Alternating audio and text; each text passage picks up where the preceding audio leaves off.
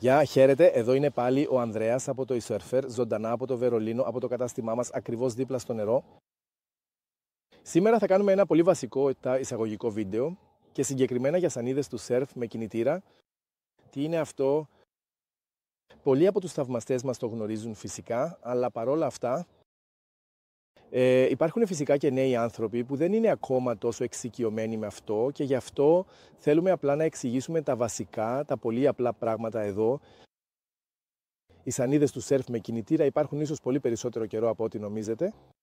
Έχουμε ένα ενδιαφέρον άρθρο στο ιστολόγιό μας για τις σανίδες του σερφ με κινητήρα και εκεί βλέπουμε ότι οι πρώτες εμφανίστηκαν ήδη τη δεκαετία του 30, το 1930 στην αγορά και υπήρχαν πάντα νέες προσπάθειες με την πάροδο του χρόνου να φέρουν τέτοιες σανίδες στην αγορά. Εδώ στο Βερολίνο υπήρχε στις δεκαετίες του 1980 ο πρώτος Moto Surf Club, Γερμανία. Ήταν τεράστιες σανίδες του σερφ, στις οποίες κρεμούσαμε πίσω την εξολέμβια μηχανή. Και ναι, λοιπόν, η ιστορία είναι ήδη αρκετά μακρά. Στην αρχή ήταν όλα με βενζίνη. Αυτά που λειτουργούν με βενζίνη είναι αρκετά θορυβώδη. Εδώ μια μικρή γεύση.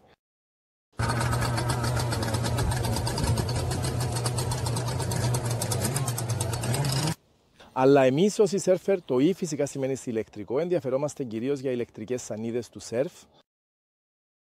Πολύ γενικά η κατανομή. Υπάρχουν ηλεκτρικά SUPs, αυτά είναι σανίδες SUP με έναν μικρό κινητήρα, ο οποίος είναι είτε ενσωματωμένος, θα το δείξω ξανά αμέσως, είτε υπάρχουν ξεχωριστοί κινητήρες ή foils. Αυτές είναι οι σανίδες του surf που αιωρούνται πάνω από το νερό. Και jetboards, αυτές είναι οι σανίδες που κινούνται πάνω στο νερό. Ας ξεκινήσουμε με τα ηλεκτρικά SUPs in YE, υποκινητήρες. Υπάρχουν μοντέλα all-in-one, δηλαδή βλέπουμε εδώ, είναι ενσωματωμένος ένας χώρος για μπαταρία, όπου τοποθετείται μια μικρή μπαταρία. Κάτω από αυτό είναι ο κινητήρας, ο οποίος απορροφά το νερό και το εκτοξεύει προς τα πίσω. Αυτός ο κινητήρας λειτουργεί επίσης ταυτόχρονα ως ηλεκτρική αντλία για να φουσκώσει το σκάφος. Και έτσι έχεις ουσιαστικά τα πάντα μαζί σου. Η διαχείριση γίνεται με ένα μικρό τηλεχειριστήριο, το οποίο τοποθετείται απλά στο κουπί και με αυτό δίνεις γκάζι.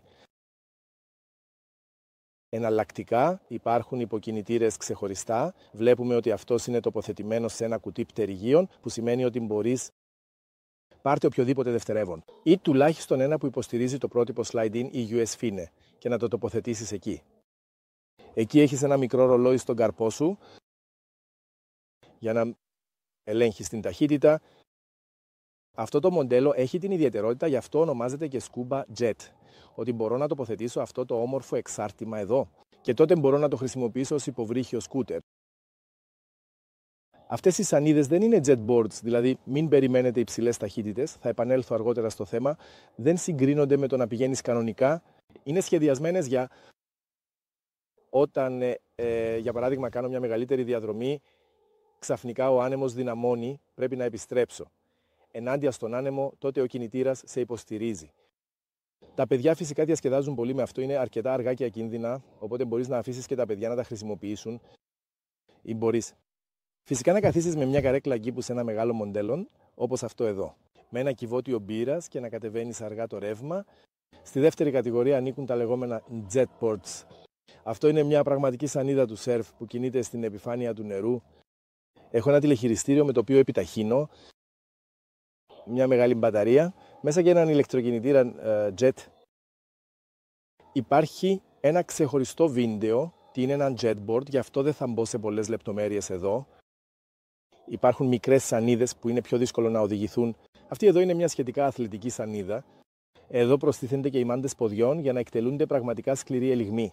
Υπάρχει ένα μικρότερο μοντέλο ή υπάρχουν και τεράστιες σανίδες. Αυτές είναι πολύ εύκολες στη χρήση και είναι κατάλληλες για αρχάριους και για οικογένειες. Ας περάσουμε τώρα στη χρυσή τομή.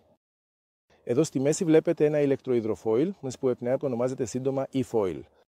Και το ιδιαίτερο με αυτό το e-foil είναι ότι αιωρείται πάνω από το νερό. Θα σας δείξω τώρα ένα βίντεο σχετικά με αυτό. Η δεύτερη ιδιαιτερότητα είναι ότι δεν πετάει μόνο, αλλά όταν πετάει χρειάζεται επίσης εξαιρετικά λίγη ενέργεια. Και αναλόγως μπορώ να επιτύχω εμβέλειες από 1,5 έως 2 ώρες. Σε σύγκριση εδώ με ένα τέτοιο jetboard έχεις ίσως 30 έως 55 λεπτά, πρέπει να εκτοπίσει το νερό, υπάρχει τριβή. Ένα ZAP είναι πάλι μια εντελώς διαφορετική κατηγορία. Μπορείς να οδηγήσεις από 1 έως 3 ώρες ανάλογα με την ισχύ του κινητήρα, αλλά όπως είπα κινούνται πολύ αργά. Με την e-case μπορείς να διανύσεις ήδη. Μια πολύ μεγάλη απόσταση. Και τότε πιθανότατα θα αρχίσουν να πονάνε και τα πόδια σου κάποια στιγμή. Η επιτάχυνση γίνεται επίσης μέσω ενός τέτοιου τηλεχειριστηρίου. Η κατεύθυνση ή η άνοδος και η κάθοδος γίνονται όλα με το βάρος του σώματος. Αριστερά-δεξιά πηγαίνεις αριστερά-δεξιά. Όταν πηγαίνεις μπροστά κατεβαίνει. Όταν πηγαίνεις πίσω ανεβαίνει. Όπως στα jetboards υπάρχει εδώ ένα διαμέρισμα μπαταρίας όπου βρίσκεται η μπαταρία. Και εδώ κάτω υπάρχει ένας μακρύς ιστός με 2 φτερά και αυτός είναι ο λόγος που το e-foil μπορεί να απογειωθεί και να αιωρείται. Δεν θέλω να μπω σε περισσότερες λεπτομέρειες εδώ γιατί υπάρχει ένα εξαιρετικά μακρύ βίντεο που πραγματικά εξετάζει λεπτομερώς το e-foil. Το βίντεο ονομάζεται τι είναι ένα e-foil και μπορείτε να το βρείτε επίσης στο κανάλι μας ή θα το συνδέσω στην περιγραφή. Κάτι για την ταχύτητα. Πόσο γρήγορα κινείται μια σανίδα του surf με κινητήρα. Αυτό εξαρτάται φυσικά από την κατηγορία. Τα ηλεκτρικά υποβρύχια είναι αρκετά αργά με 5 έως το πολύ 10 χιλιόμετρα. Τα jetboards από την άλλη πλευρά μπορούν να φτάσουν έως και 65 χιλιόμετρα. Ναι, το e-foil μπορεί επίσης να φτάσει πάνω από 50 χιλιόμετρα, ωστόσο δεν θα το συνιστούσα σε κανέναν. Δεν είναι κατασκευασμένα γι' αυτό. Είναι κατασκευασμένα γι' αυτό, αλλά στην πραγματικότητα δεν είναι για αυτό το σκοπό. Η οδήγηση με e-foil είναι σαν το snowboard σε φρέσκο χιόνι. Εκεί δεν έχει σημασία η ταχύτητα.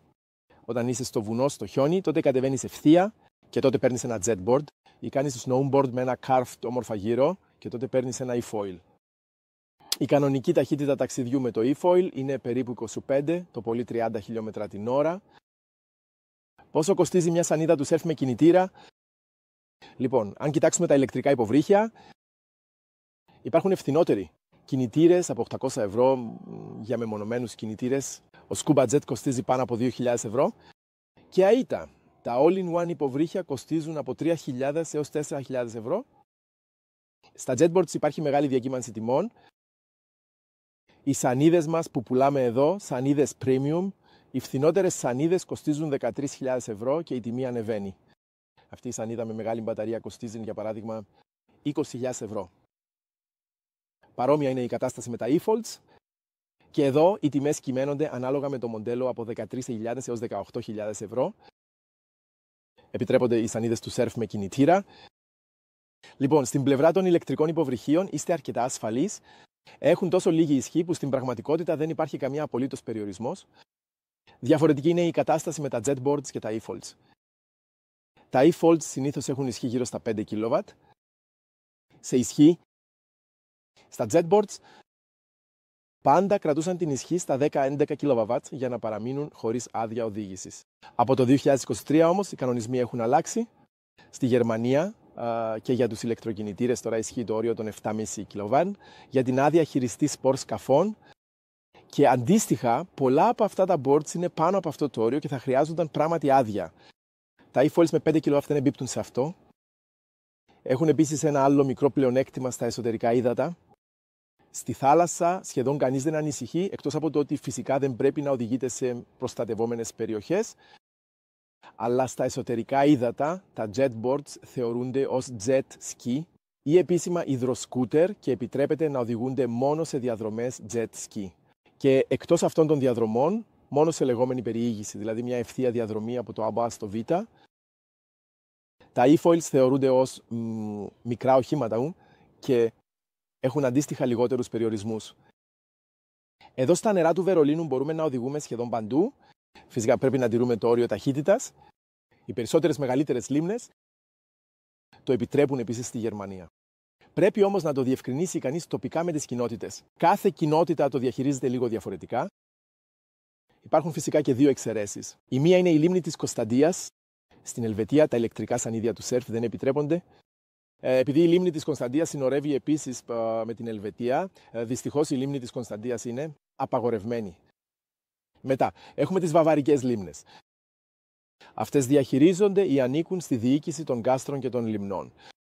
Εκεί υπάρχει κάποιος άνθρωπος που δεν έχει διάθεση και λέει όχι. Έτσι, είναι απαγορευμένο εκεί. Παλαιότερα ήταν επιτρεπτό εκεί και επιτρέπονταν επίσης σανίδες. Η εταιρεία Waterwolf έχει ακόμα μερικές εγκεκριμένες σανίδες, αλλά κάποια στιγμή είπαν όχι, δεν το θέλουμε πια. Έτσι, δεν φαίνεται καλά στη Βαβαρική λίμνη, αλλά σε ποτάμια όπως ο Δούναβης, για παράδειγμα, επιτρέπεται πάλι να οδηγήσει.